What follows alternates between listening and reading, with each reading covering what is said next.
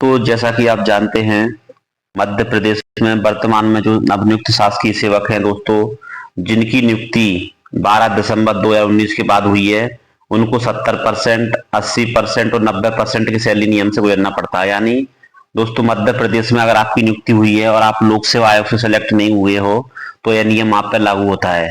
दोस्तों, इस नियम को 12 दिसंबर 2019 को मध्य प्रदेश में लागू किया गया था।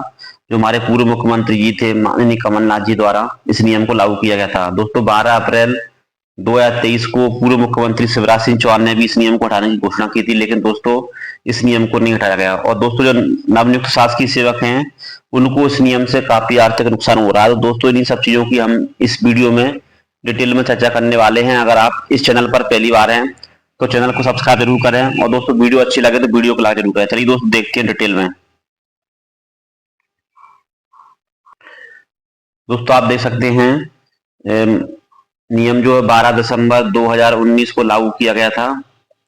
इसमें दोस्तों लिखा गया है, ऐसी सेवाएं जिनके लिए मध्य प्रदेश लोक सेवा आयोग द्वारा चयन की अनुशंसा नहीं की जाती है, चयनित शासकीय सेवक को 3 वर्ष की परिवीक्षा अवधि में निम्नानुसार स्टाइपेंड दे होगा।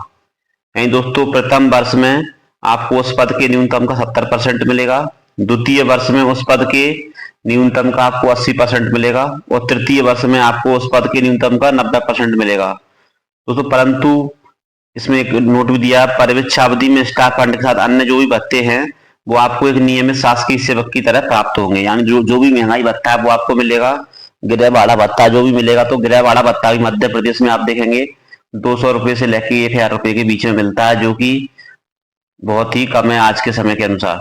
तो दोस्तों, हम जानते हैं इस नियम से होने वाले नुकसान, और दोस्तों 3 साल के बाद आपको सबसे बड़ा नुकसान क्या होगा उस नियम को भी हम इस वीडियो में डिटेल में जानने वाले हैं।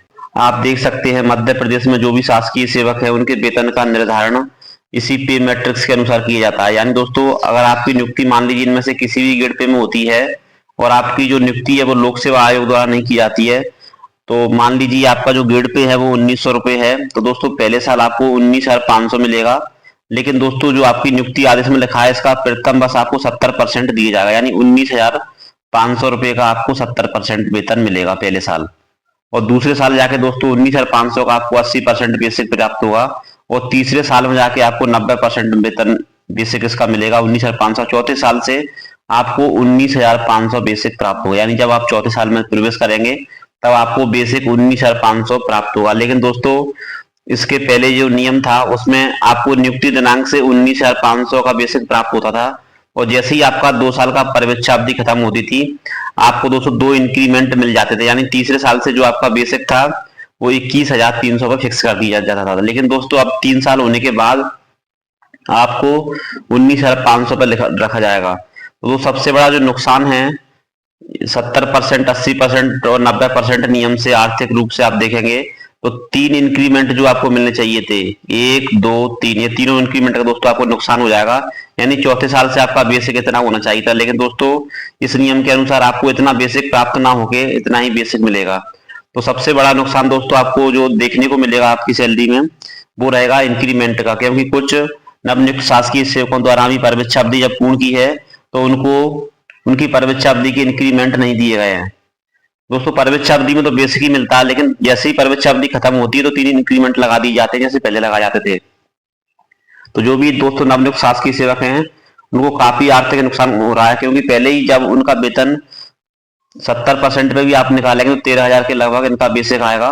दोस्तों, इससे आप देखेंगे इनको काफी आर्थिक नुकसान उठाना पड़ रहा है। और मध्य प्रदेश में कई भत्ते जो है वो ना के बराबर दिए जाते हैं। जैसे आप देखेंगे HRA जो है मध्य प्रदेश में, वो 200 रुपए से लेके 1000 रुपए के बीच में हर शासकीय सेवक को प्राप्त होता है। दोस्तों, इस नियम को हटाने के लिए हमारे पूर्व मुख्यमंत्री शिवराज सरकार द्वारा भी कई बार घोषणा की गई, लेकिन दोस्तों इसका आदेश जारी नहीं किया गया आज दिनांक तक। और उसी समय आप देखेंगे जब छत्तीसगढ़ सरकार द्वारा भी इस नियम को हटाने की घोषणा की गई थी। दोस्तों, इस नियम को छत्तीसगढ़ में भी लागू किया गया था, लेकिन अब वहां पर 100% वेतन नियुक्ति दिनांक से मिलने लगा है। और दोस्तों, जैसे ही उनकी परिवीक्षा अवधि खत्म होती है तो उनको 100% वेतन और 3 इंक्रीमेंट 3 साल के प्राप्त हो जाते हैं। दोस्तों, मध्य प्रदेश में इस नियम से काफी जो नवनियुक्त शासकीय सेवक हैं उनको काफी नुकसान का सामना करना पड़ रहा है। दोस्तों, जितने भी नवनियुक्त शासकीय सेवक हैं उस चैनल पर पहली बार हैं दोस्तों चैनल को सब्सक्राइब जरूर करें और वीडियो अच्छी लगी तो वीडियो को लाइक करें। जय हिंद, जय भारत।